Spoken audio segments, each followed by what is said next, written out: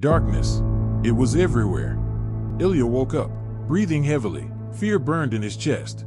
He couldn't move. Tried to move his arms, but the boards, smooth, cold, they squeezed him from all sides. Panic swept over him in a wave. Where is he?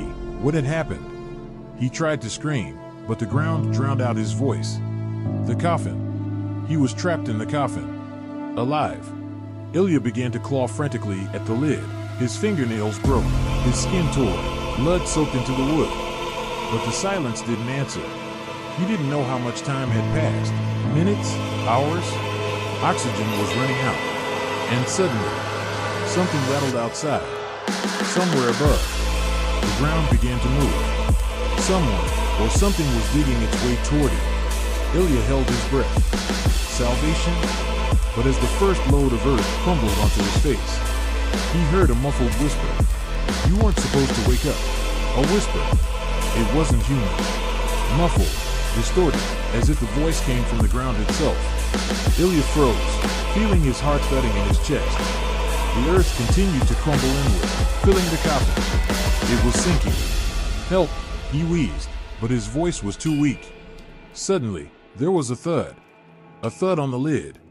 One. Another. Ilya held his breath. Someone was digging his grave. Someone, or something. Splinters sprinkled inside. The coffin cracked. A bony, bent arm showed between the boards. Ilya screamed, but no one heard. The hand came through the gap, grabbing Ilya's face.